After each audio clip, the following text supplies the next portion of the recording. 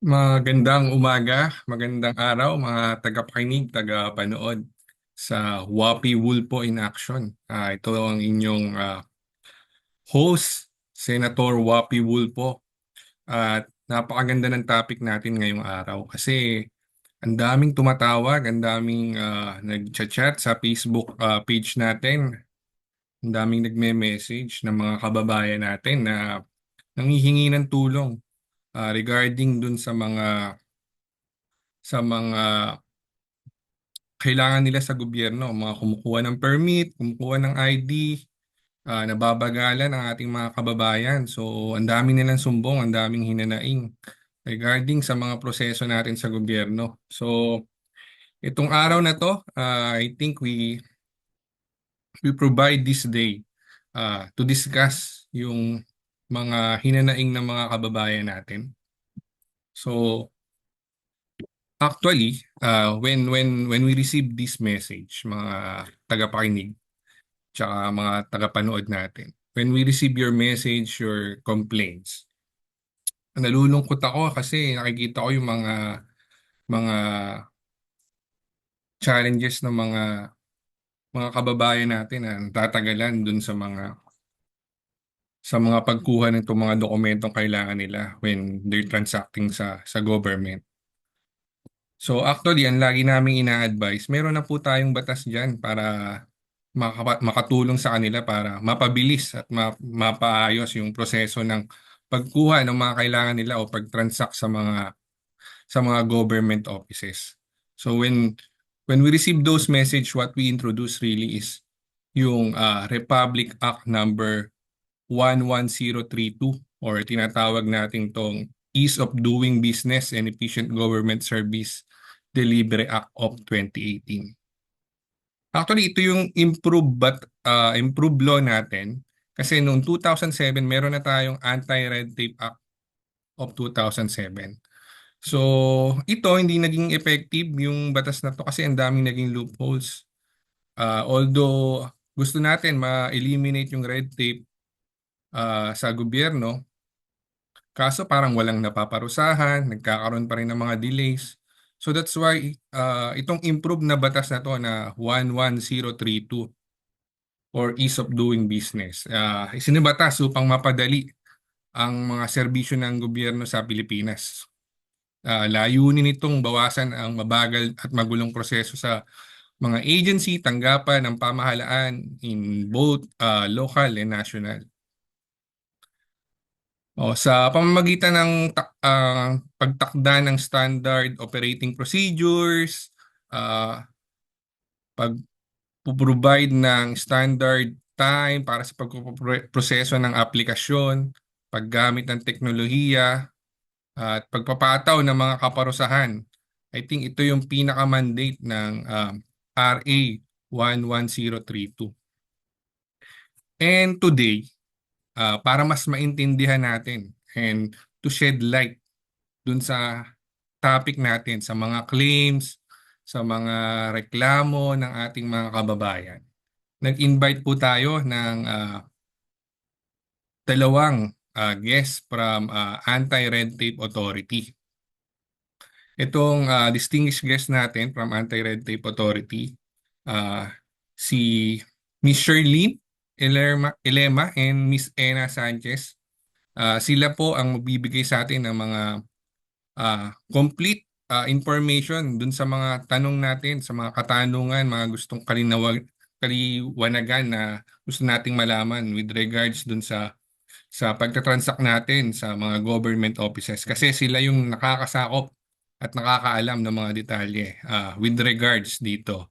So without further ado, I want to welcome dito sa discussion, Zoom discussion natin ang mahal nating kasama na Miss Sherlyn and Miss Ena.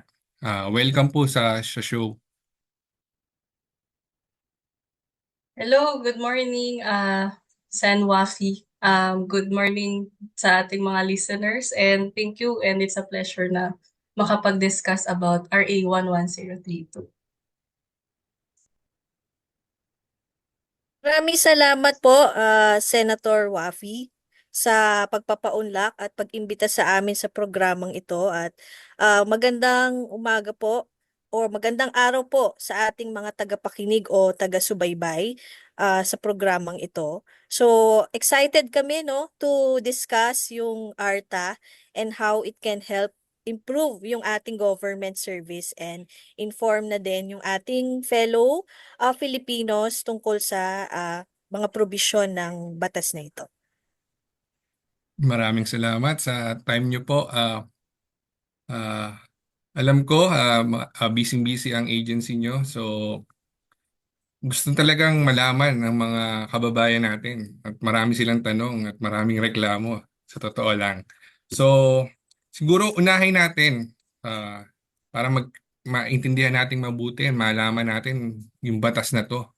Ano ba yung naririnig natin lagi na yan para sa kaalaman lang ng mga kababayan natin? Ano yung tinatawag nating red tape na yan? Ako na po siguro muna ang sasagot, no? Red tape kasi is defined, no, sa batas bilang isang regulation or rule or administrative procedure or system na hindi effective, no? Or it is detrimental in achieving yung intended objectives, no? And as result, produces low, suboptimal, and undesirable social outcomes. So ano po ba yung mga example nito tsaka yung mga kaukulang resulta, no? For example, kukuha ka ng Senomar sa PSA o NDO sa sa local government unit, no, yung mga permits or kung anumang requirements. Tapos ang tagal. So ang nangyayari na-delay, no, pati yung forever mo. So baka magbago pa yung isip ng ano mo, ng ng inaasawa mo. Tapos ang isa pa dito ay yung mga natatanggap na reklamo, no, sa driver's license nung ating na tumatagal nga daw ng hanggang 3 taon. So baka luma na yung iyong sasakyan, hindi mo pa nadadrive, no? At saka yung isa pa ditong example ay yung mga nanghihingi ba ng pangmeryenda o pangkape, no, ng mga opisyal, no, on top dun sa application fees na binabayad. So, red tape din po yan na tinuturing. So madaling sabihin pala, ang red tape pala is dahilan kung bakit nawawalan tayo ng forever din, ano? Kasi pwedeng Oh delay no! ang kasal kapag di tayo nakakakuha ng mga kailangan requirements natin. Napaka-importante talaga malaman natin to, no? Earlier, alam ko na narinig nyo, dinipay na natin kung ano yung batas talaga na nagmamandato, di ba? About dito sa mga red tape na to, sa mga usapin na meron tayo kanina. Para lang magkaintindihan palalo, ano ba yung ibig sabihin nito to the general public or dun sa mga customers or dun sa mga citizens natin with regards dito sa batas nating RA 11032. Okay, so let me answer that question, Senwafi. So pagka um, RA 11032 ang pinag-uusapan, yung pain points talaga na uh, tina-target nito is yung pag nag-apply tayo, sabi mo nga, ng permits, licenses, or any certificates from different government offices. So ang goal talaga ng batas na to is to make the process easier and faster. So bukod sa nakakasave na tayo ng time and money, yung customers or yung clients natin, which is the general public, pwede din silang mag-provide ng feedback kung hindi sila nasisiyahan sa service na pinoprovide ng kanilang transacting government agency. Kaya kung mapapansin nyo, pagka bumibisita tayo sa mga government offices, meron laging ready sila na customer satisfaction surveys na ang iba ini-encourage nila talagang sumagot ka ng survey mapa positive man yan or negative. So yun talaga yung sinusolusyonan ng batas na to. Yung mapadali para sa hindi lang sa business owners pero para sa mga normal na tao, yung pakikipag-transact sa government agencies. So, napakalaking tulong talaga nitong batas natin ito sa atin, no, sa lahat ng mga mamamayan ng Pilipinas kasi napapadali ang pag-transact sa gobyerno. So ito, alam ko hindi na to bago since 2018 pa na-establish ang batas. Pero yung agency nyo, parang hindi siya masyadong naririnig pa, di ba? Parang very recent lang din yung I think ang mga nakakaalam lang nito yung marami talagang reklamo, talagang nagko-complain. Ano ba yung ARTA na to na Anti-Red Tape Authority? Alam ko, di ba, under kayo ng itong agency. Can you talk about your agency and ano ba yung mga mandate ng agency nyo? So ang AFTA po o ang Anti-Red Tape Authority ay under sa Office of the President, no? So ang aming mandato ay first is to implement and oversee, no, yung mga national policy on anti-red tape and yung ease of doing business and implement din, no, ng mga reforms to improve competitiveness ranking, no, ng ating bansa. So, isa pa ay kami po ay nagmo-monitor, no, ng compliance ng ating mga ahensya, no, ahensya ng gobyerno, and issue notice to erring and non-complying government employees and officials.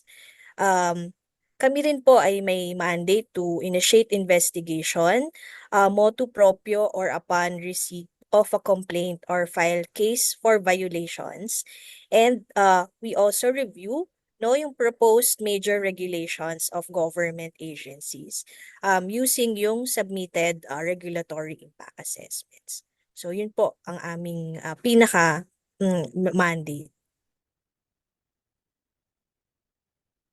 Salamat po, Miss Ena. I think ito yung isa sa mga improvement na meron tayo dahil dun sa batas, no? Kasi I think nung Republic Act 9485 pa lang or anti-red tape noong 2007. Ito yung pinakakulang sa atin no.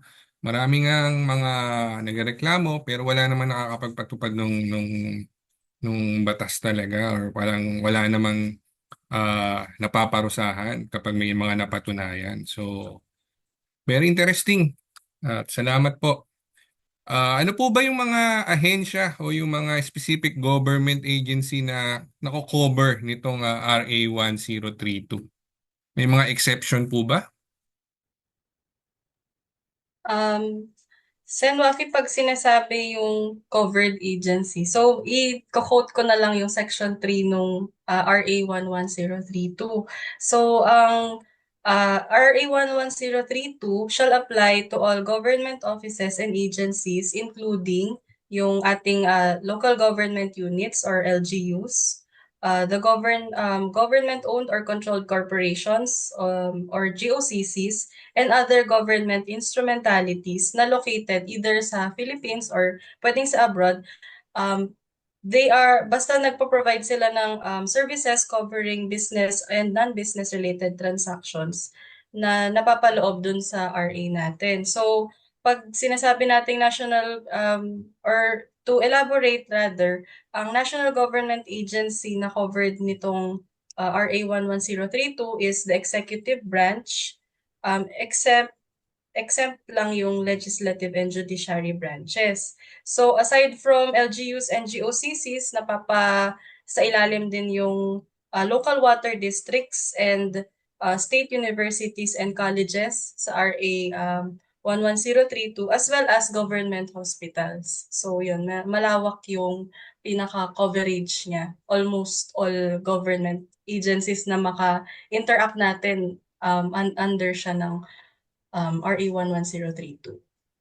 So almost all agency pala, no? So national agency, yung mga lahat ng mga departments, no? So tapos mga pati local government natin, mga kababayan. So kung talagang kailangan makita nyo may mga mali sa proseso, maaari nyo natin silang i-highlight or i-heads up dito sa ahensya na meron tayo ngayon para ma-improve or mapadali talaga yung proseso natin. So even local water district, ngayon, surprisingly, kasama pala yun. And then pati yung mga government hospital and instrumentalities. Maraming salamat po. Ang daming nagtatanong, sinasabi natin mapabilis, mapadali yung proseso. Uh, with the passing of this law, so far, ano po ba yung processing time na meron tayo right now? Sige, pagka processing time naman ng pag-uusapan, may tinatawag tayong 3-7-20. So pagka sa transactions kasi or sa request ng public, ganyan, na kinakategorize natin siya into simple, complex, or highly technical. So depende po yun sa agency kung saan ka nagtatransact, kung paano nila ika-classify yung type ng transaction mo. Kapag simple lang transaction, dapat ang resolution time is 3 days lang, within 3 days. Pag complex, 7 days. And then pag highly technical, pwede siyang umabot ng 20 days. However, kung for example, may exemption pa rin naman sa rule yung mga gantong processing time. For example, may nagko-cover na separate na RA. For example, yung sa application of free patent of residential land, which takes up 120 days, yun, magiging iba siya dun sa expected resolution time natin per transaction. Yun. So, basta makita nyo, nasa Citizens Charter naman yan. Okay, so ang lagi po nating tatandaan, mga kababayan natin, yung 3, 7, and 20. So 3 days daw para sa simple, and then yung 7 days, complex ba yun? Yes And po, then yung complex transaction. 20 days transactional. Pero again, parang sinabi niya doon, may exemption din kasi um, kung may mga batas daw na mayroong specific na nakalaan na processing days, exempted sila dito sa 3720. I think specific na RA doon is RA 10023 or yung application of pre-patent of residential land. 120 days po kasi ang processing time kapag nag-apply po kayo nun. So hindi siya papasok dito sa processing time ng RA 11032. And thank you po sa very clear na explanation, Miss Sherlyn. So what if nakumpleto na ang requirements, ito mga tanong na mga kababayan natin eh. At nabayaran na lahat ng fees, di ba? Parang okay na lahat na. Tapos pending na lang dun sa ahensya or sa government office natin. At over na sa prescribed time, yung sinasabi nyo, kunwari, simple, 3 days, over na siya, or 7 days pumasok yung application na ginagawa. Ano pong mangyayari doon? So, sa ganong sitwasyon po, no, sa sinasabi ng batas o ng RA 11032, no, na merong provision for automatic approval. So the application shall be deemed approved na provided na complete, no, yung documentary requirements at nakapagbayad na ng kaukulang fees, no. So the provision on automatic approval naman does not necessarily mean that government agencies, no, must approve all applications and requests submitted. So it only means na they should immediately act on all of them, no? So depende din 'yon kung talagang nakumpleto yung requirements na na-submit. So maaano siya kung lumagpas man do sa takdang prescribed time, no, na nakasulat din naman sa Citizens Charter, no. 'Yun ti-trigger po yung ating automatic approval provision.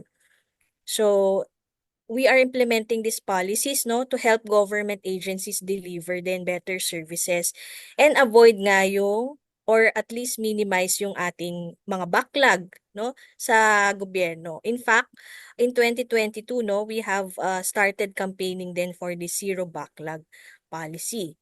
So ulitin ko, ang prescribed time o processing time ay nakasulat at dapat malinaw sa Citizens Charter. So doon magre-refer ang ating mga kababayan kung delay na ang aksyon ng ahensya sa kanilang request. Yun po. Hmm. Salamat po, Miss Ena. Nabanggit nyo yung Citizens Charter na yan. Ano ba yung Citizens Charter na yan? Kasi maaaring yung mga kababayan natin, first time nila marinig yan or narinig na nila yan, hindi naman nila alam na kung ano ba yan or nakikita na nila lagi yan kapag nagtatransact sila sa mga agency, yung mga government offices. Pero wala silang idea na ito pala yun. Ano ba yung Citizens Charter? Ang Citizens Charter po ay they should be displayed in conspicuous places. So, pagka nakakakita, madalas natin makikita to pagka pasok pa lang natin sa government agencies. So, napapaloob dito yung checklist of requirements para sa bawat application or sa request na ino-offer ng government agency na yon.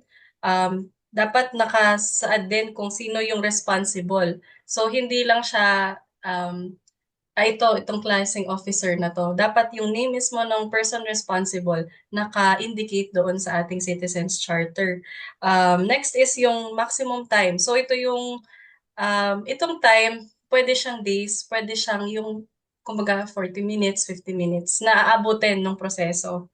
And then, there is also yung kung paano yung procedure. So, step-by-step procedure. Paano natin avail or makukuha yung particular service na ina-avail natin. Tapos, meron din yung breakdown ng fees kung magkano.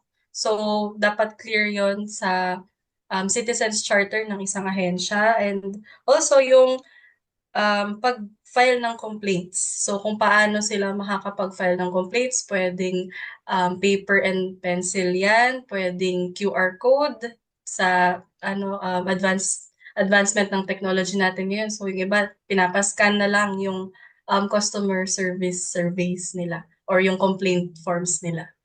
Yun. So, ang Citizens Charter para siyang Bible, kumbaga, nung lahat ng transaction doon sa isang government agency.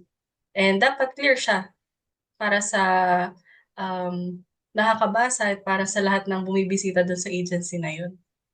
Yun po. Thank you. Maraming salamat po. So basically, yung pala yun, no? Yung mga lagi natin nakikita doon sa mga agency, mga nakapaskil, yung procedure, kunwari window 1, doon ka pupunta, tapos window 2, doon ka magbabayad.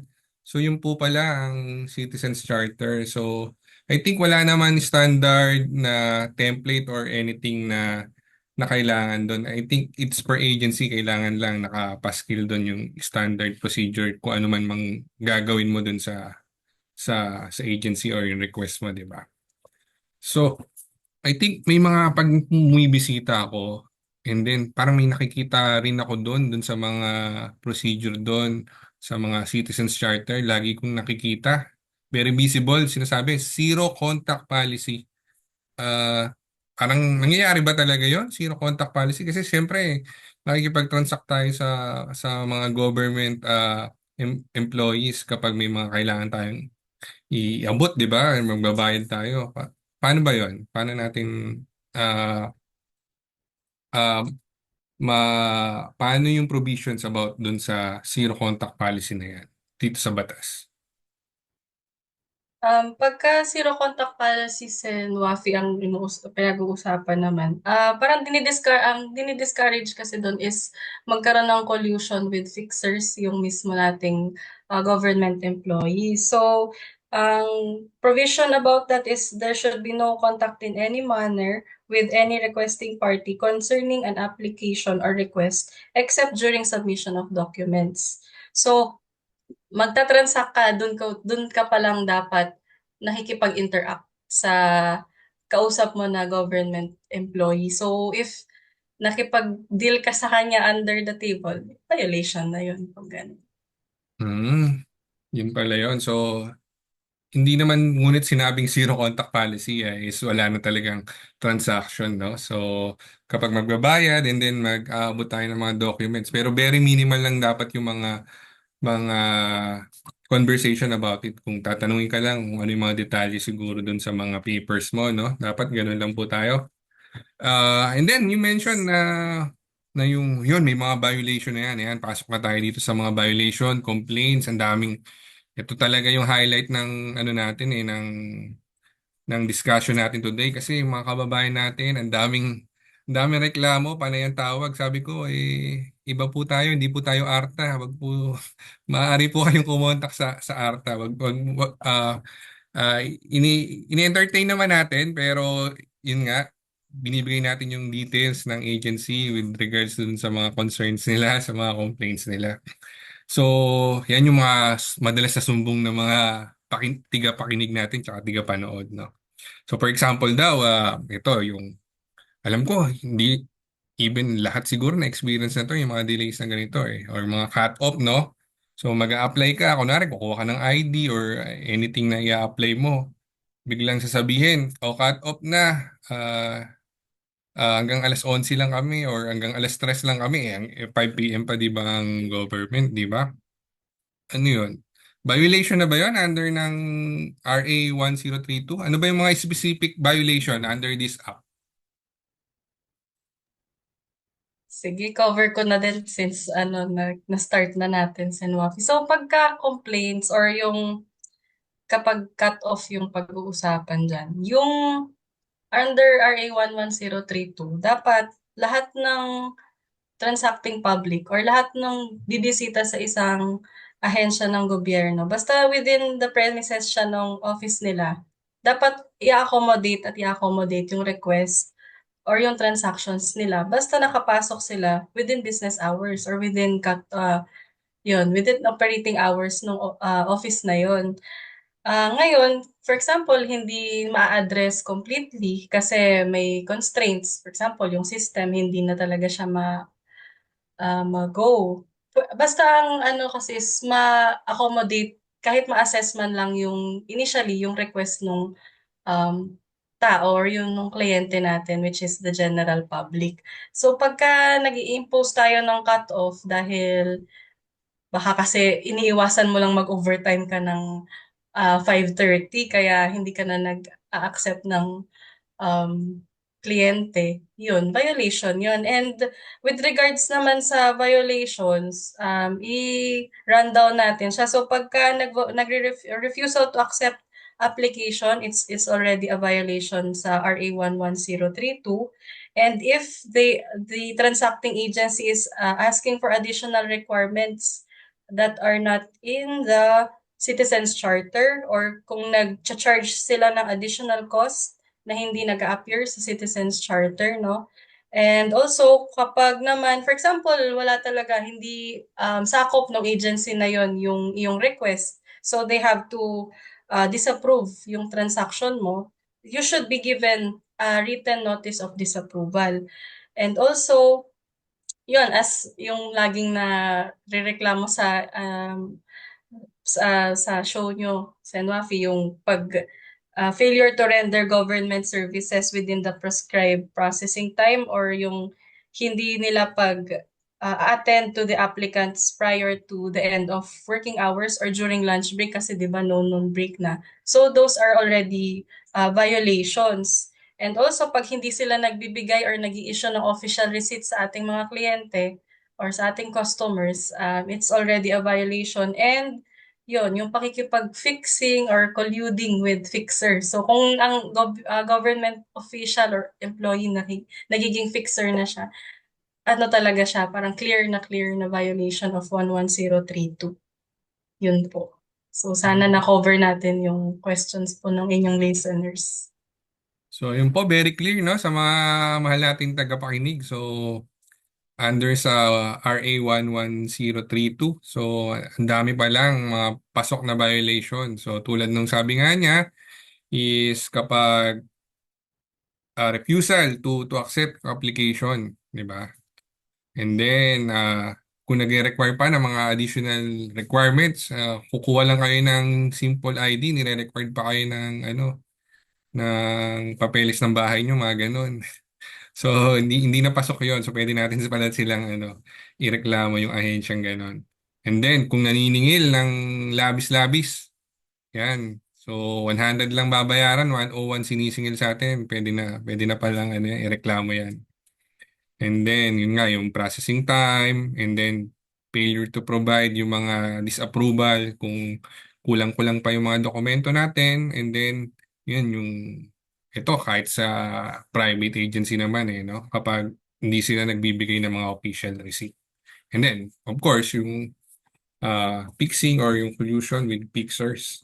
So, kapag nakita niyo po yan, maaari po kayong makipag-ugnayan sa ahensya, no? So, ang daming complaint. Paano ba mag-reach out yung mga mahal nating kababayan sa ARTA kapag nakakita sila ng mga violation na to? Send Wafi, ako na siguro ang sasagot nito, no? Marami pong paraan upang ma-reach o maabot ang ARTA, no? At makapaghabla ng mga concerns. So, this can be done, no? In different channels, no? Sa email, pwede po kaming sendan ng email sa complaints@arta.gov.ph. Maaari din naman po sa aming official website, no? Ng ARTA. And sa aming mga official social media accounts, no, via Facebook, Twitter, and Instagram, kami po ay mahahanap nyo doon. Pwede rin naman po, no, na walk-in o magpadala ng physical mail, no, address to our office located at the fourth floor ng NFA Building, NFA Compound sa Basra, Diliman, Quezon City. At mahalaga no na doon sa complaint o nakasaad doon ang full name at contact information nitong complainant. Kasama na rin yung paglalahad o yung narrative no nung kanyang complaint at ebidensya no kung meron siyang mga maipipresent na evidences or documentary parang documentary nung kanyang pagtransaksyon and yung name ng mga persons no na kanyang i-complain. So yun po. Madali lang naman no. Maging sa aming website ay meron na din pong available form doon na pwedeng fill upon at click lang to submit. Maraming salamat po, Miss Ena, no? Very clear. From this point of time point in time. Siguro mag-break muna tayo kasi mukhang information overload na ang ating mga kababayan. So, magbabalik po ang Wapi Wulpo in action after a couple of minutes.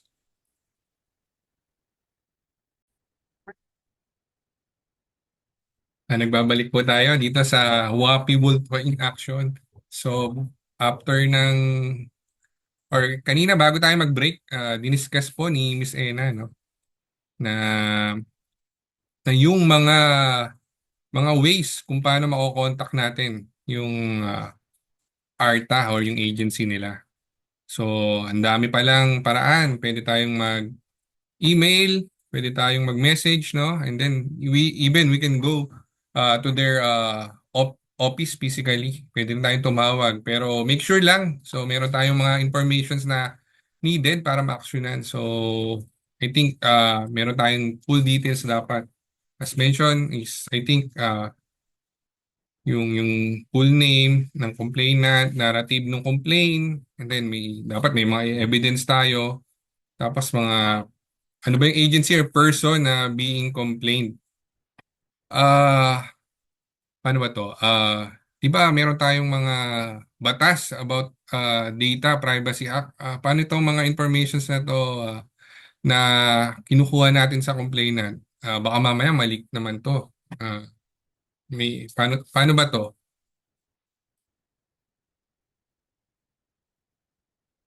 Kami naman po sa ARTA ay sumusunod din no sa provisions ng Data Privacy Act. So, wag pong mag-aalala ang ating publiko no kasi pangangalagaan namin yung impormasyong ibibigay ninyo. Mm. Maraming salamat uh, at least we know na safe yung mga informations na pinoprovide natin. So ngayon, kung may mga complaints na or nakapag-raise na tayo ng complaints about sa certain agency or person, uh, Siyempre, bilang ako, nagreklamo ako. I want to know kung na-actionan ba itong mga reklamo natin na to. Kasi kung hindi naman, bakit pa tayo nag-raise pala ng gano'n or bakit pa natin pinagbibigay alam sa agency or bakit pa tayo nagreklamo. So how do I know kung na-actionan yung mga complaints? Siguro po ipagpatuloy ko na rin po, no, yung pag-discuss dito. So lahat po ng mga complaints na nare-receive ng authority ay pinaprocess po, no? At ang aming ARTU o Anti-Red Tape Unit, ah kanya itong ini-evaluate at dinidetermine niya yung mga complaints, no? Daily basis chine-check po yan kung merong mga pumapasok at nagla-lodge ng mga complaints. So our admin, no, verifies the nature of queries and feedback within 1 working day. So lahat yan dapat magkaroon ng initial feedback, no, within 1 working day. So kino-coordinate din ng ARTU, no, yung complaint sa mga concerned office, no, to answer or kung kinakailangan ay mag-imbestiga, no? After the concern has been addressed or after the conduct of the investigation, so magkakaroon ng incident report, no? For the Director General ng ARTA for appropriate action. Pagkatapos po nun, ang aming ARTU ay magbibigay ng feedback sa clients via email. So lahat po ng transaksyon at mga komunikasyon ay nakadokumento at tinatrack ng aming ARTU. So, if upon evaluation napatunayan na mayroong violation, no, ang complainant will be asked to execute na a formal complaint. So, upon submission of a valid formal complaint by the complainant, which shall be furnished to the persons complained of, the authority shall conduct an investigation. So, ang investigasyon pong ito na gagawin ng aming ahensya ay maaaring gawin sa pamamagitan ng pagsasubmit, no, ng counter affidavit or pag-comment sa mga dokumento from the person complained within 7 working days, no, from the receipt of the formal complaint. So, pwede rin naman ex parte evaluation of the records or magre-request kami ng clarification meeting kasama yung mga parties involved and maaari ding i-discuss, no, yung merits ng posibleng kaso. So, if a prima facie case is established after the investigation, meaning merong sapat na ebidensya na susupport, no, dun sa case, the authority shall issue a final complaint directing the filing of appropriate cases or case against the person complained of with the Office of the President or sa Civil Service Commission, the Ombudsman, and other appropriate courts as the case may be. So, the filing of appropriate case may be done, no, by the authority, motu proprio, or it may assist the complainant in doing so. So, we can also recommend the filing of formal charge, no, and for the persons complained of to be placed under preventive suspension. So, the appropriate disciplining authority may deputize to ARTA the conduct of preliminary investigation and a formal investigation of a case and may recommend imposition, no, of appropriate penalty or pwede rin preventive suspension, no, kung if warranted. So, yun po, I hope naging maliwanag po ang ating explanation dun sa proseso. Very clear, Ma'am Ena, no?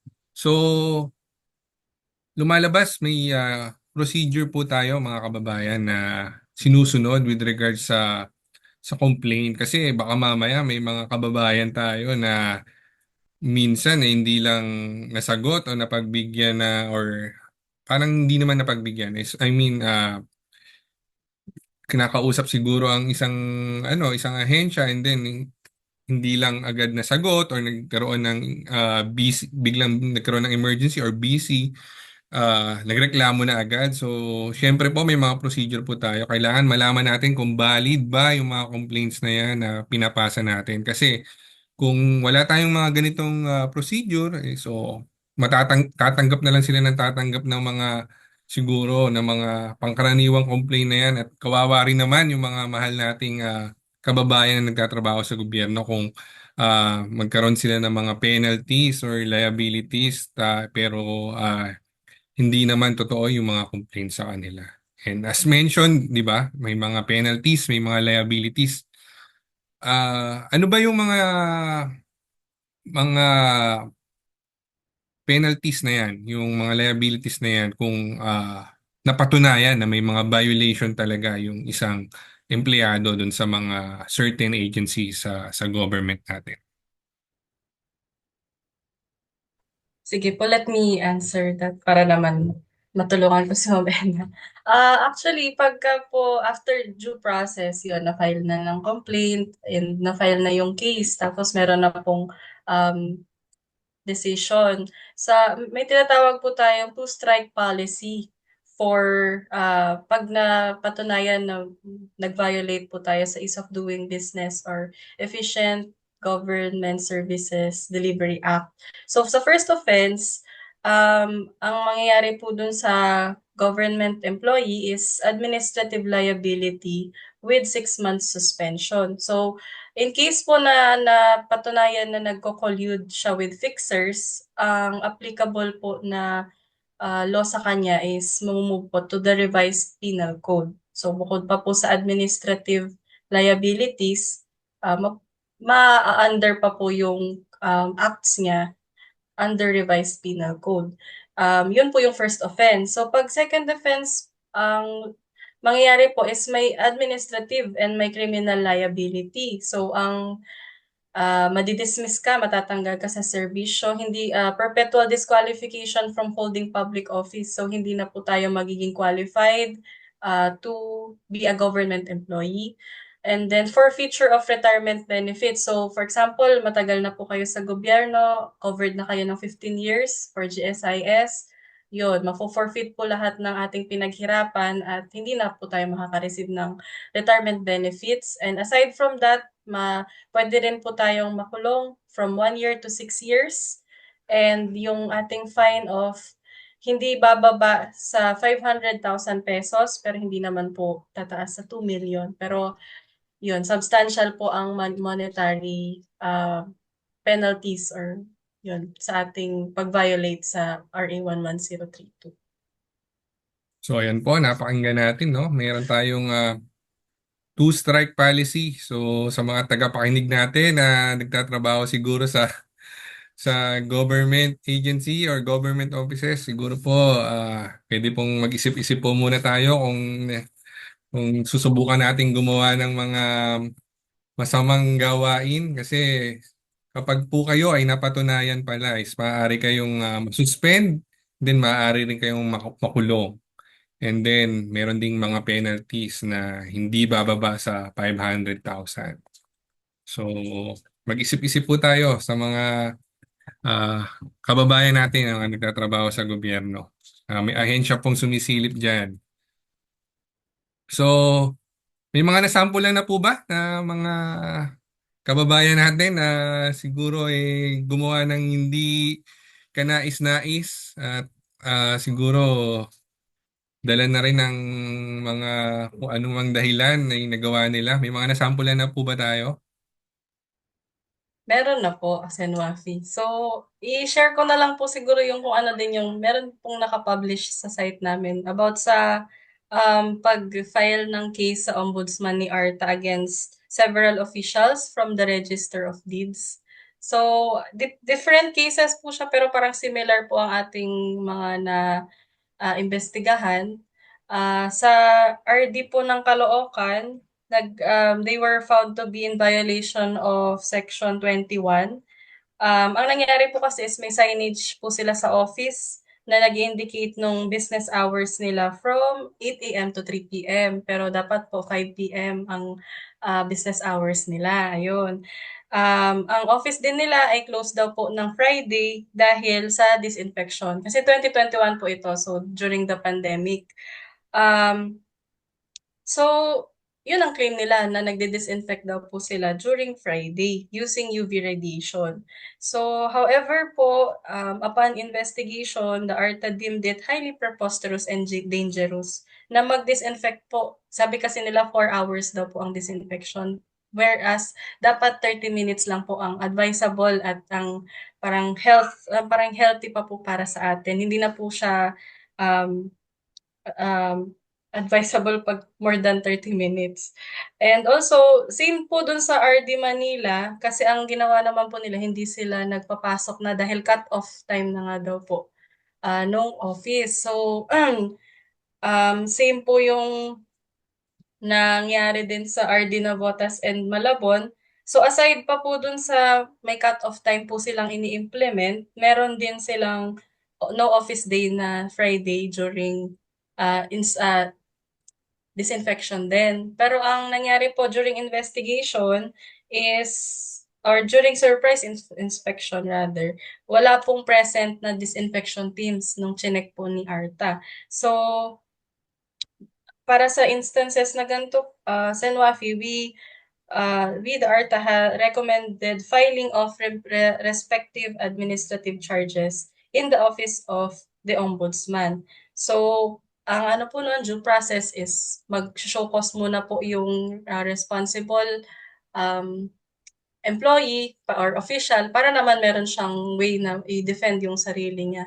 Though, kasi fine, tapos na po yung case na ito eh. So, na din po ito ni Arta na nagva-violate nga po sila dun sa RA 11032 dahil dun sa pag-implement nila ng cut-off time and yung hindi nila pag-transact or pag-accept ng request or transaction during office hours. Yun po. So, all penalty or punishment for violations, depende po dun sa naging decision, will apply to this concerned government officials. So, yun po. Unfortunately for them, and hindi ko po masabi na fortunately for us kasi ginagawa lang din po natin yung ating function. Yun po. Maraming salamat po, Ma'am Shirlene, no? Very clear. So, ayan, mga kababayan, may talagang, ayan, may mga resibo tayo na may mga napaparusahan talaga ng mga kababayan natin na kapag lumabag po kayo sa batas natin dito sa RA 11032, so may mga kaparusahan. Ah, ginawa pang dahilan ng mga pandemic, no? Para hindi pumasok ng Friday. Ang sarap ng buhay ng mga mahal nating kababayan sa mga opisina na to. Tapos, ano raw, 8 a.m. hanggang 3 p.m. So, baka natatraffic sila kapag hapon. Kaya gusto na nilang umuwi agad. Kaya ayaw na nilang tumanggap ng mga customer. So, and very clear yung understanding natin with regards sa complaint, sa process, di ba? Ano po ba ang other things na kailangan pa naming malaman with regards sa RA 11032? Siguro ipagbigay alam ko lang no na hindi lang po kami enforcement authority no na nagre-react sa mga complaints o bibigay ng solusyon o aksyon. No, we also empower our government agencies to do the utmost and outstanding services no by improving processes and identifying yung mga best practices no. Kami rin po sa ARTA ay nagkakapacitate no, ng ating mga NGAs and LGUs to comply with sound regulatory management practices. So kami rin po ay nagbibigay ng mga technical assistance and advisory opinions sa pag-review ng mga regulations, legislations, and processes. Ayun po. Napakasarap pong pakinggan yan, Ma'am Ena, no? Pero paano po ba natin yan ginagawa? Yan, yung mga sinasabi nyo na empower or yung mga government agency na yan para ma-improve yung mga services nila? Or Ma'am She? Yun po. Bale, meron kaming inisyu na Memorandum Circular 2020-07. So, ito yung in-implement namin yung creation of CART, or also known as the Committee on Anti-Red Tape. So, sa bawat government agency, ang CART po, meron siyang chairperson, vice chairperson, and um, 5 members. So, depende po yan sa agency, pero dapat po ang chairperson natin is head ng agency. Yung vice chairperson is at least an officer below, level below ng ating chairperson. And then yung members po can be heads of different offices or divisions. Ngayon naman, ano, parang ang function po ng CART or ng Committee on Anti-Red Tape is gagampanan niya kung ano yung function din ni ARTA, pero sa government agency level lang. So, for example, sila yung mag-conduct ng cost analysis, time and motion studies, evaluation and improvement nung services ng kanilang agency. Sila din yung dapat pioneer or mag-spearhead ng mga trainings para sa mga government or office employees nila na ARTA related, or kung may bagong mga issuances na dapat i-cascade dun sa kanilang mga empleyado. Also, pag may mga bagong updates dun sa concerned agency citizens charter, dapat din sila yung mag-review, sila din ang ensure na dapat yung Citizens Charter, pag in-update, is posted not later than March 31st. So, dapat updated ang Citizens Charter natin by that time. And also, when it comes to client feedback, sila din ang nag-report sa amin, sa ARTA, every last working day of January of each year. So, ang CART, sila din yung mag-establish and magmamanage ng Public Assistance Complaint Desk or yung ARTA Help Desk para sa mga complaints, feedback, and pagmamonitor ng kanilang customer satisfaction. Sila din yung endorse ng complaints na to be forwarded to the Presidential Complaint Center, Civil Service Commission's Contact Center ng Bayan. So, parang gagampanan ni CART yung some of the functions, or tutulungan nila kami to implement RA 11032 or yung Anti-Red Tape Act din sa agency level. So, katudlong namin sila or katulong namin sila. Yun po. Thank you, Ma'am Shirlene, no? So, extended pala yung ano, no, yung ARTA office dun sa agency level or ground level sa pamamagitan ng provide nung or pagtatalaga ng CART or yung Committee on Anti-Red Tape. So, sila na pwede nilang ma-review pala yung mga proseso, no, how we can improve yung procedures dun sa agency level nila, and then they can also act dun sa mga complaints directly. So very good, no, it's good to know na meron tayong mga ganyan at nakikita ni Arta na ito yung level of engagement na dapat meron tayo dun sa ground level. So, as you mentioned kanina, sabi nyo, si CART or yung committee na to nagbibigay ng mga report sa ARTA about some survey or client satisfaction. Can you tell us about this, or pwede pong bigyan nyo pa kami ng information about this para sa kaalaman lang ng ating mga tagapakinig, tagapanood, no? Sige po. Bali pagka sa client satisfaction measurement ang tinatawag natin. So, napapalo po yung yan sa Memorandum Circular 2022-05. So, ang purpose po nung memo namin or yung MC na to is to adopt a harmonized and standardized framework in measuring client satisfaction across all levels of the government. So, kasi iba-iba ang type ng transaction per government agency. So, gusto natin magkaroon ng standard dun sa kung paano natin ime-measure kung satisfied ba yung transacting public dun sa natatanggap nilang serbisyo. So, ang CSM is an after service availment survey. So, after po ng ating transaction, pwede po nating silang fill out nun. And it will assess the overall satisfaction and perception of clients on the government service they have availed.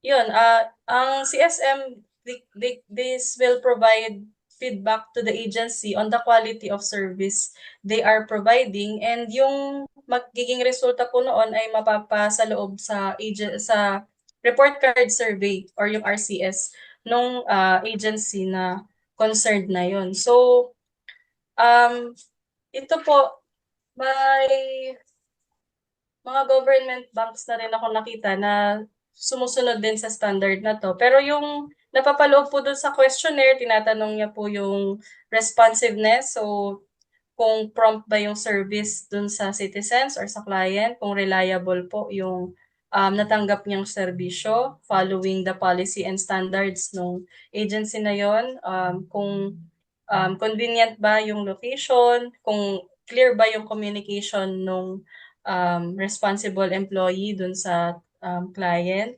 kung yung cost ay reasonable, and things like integrity, assurance, and yung outcome na ine-expect nung client or ni transacting public ay parang na-meet ba yung expectations nila.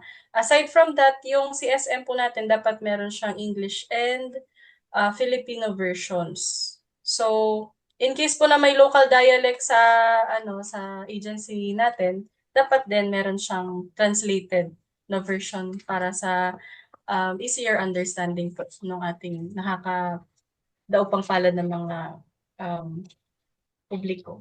Yun po. More on siya, client satisfaction measurement po. So, mini-measure lang natin kung nasisiyahan ba or kung meron pong pwedeng i-improve yung agency dun sa kanilang pagbibigay ng serbisyo. Maraming salamat po, Ma'am Shirlene, no?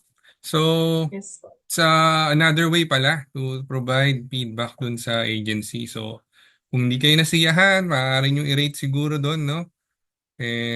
Hindi lang basta complain na complain or parang natagal lang kayo, i-rate nyo ng mababa. So, para pag nakita nila, they find ways na ito dapat yung mga process na i-improve ng agency na to. At syempre at the same time, siguro kung nasiyahan naman po ang mga mahal nating kababayan, siguro it's about time na mag-provide naman tayo ng magandang feedback kasi importante po yan na malaman na effective pala yung mga procedure and then yung mga process na ginagawa nila sa agency. And pag nakita to ng agency na ARTA, di ba, ng Anti-Red Tape Authority, na ito super effective, baka maaari nating gamitin to or i-implement to sa iba pang mga ahensya ng gobyerno, no? Kumbaga best practice i-apply natin sa lahat. So moving forward siguro kapag ganun na nangyari, di ba? Lahat tayo mapapadali ang buhay natin. So kaya nga ease of doing business, di ba? So very interesting na may mga ganito palang reports. Pero na-mention nyo kanina parang report card survey.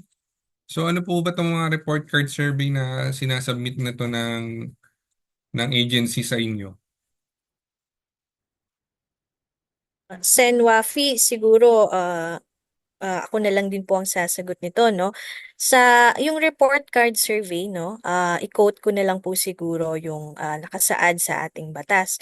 So all offices and agencies providing government services shall be subjected to a report card survey to be initiated by the authority in coordination with the Civil Service Commission and the Philippine Statistics Authority. So ito po ay mag-o-obtain no ng feedback on how the provisions of this act no are being followed and how the agency is performing.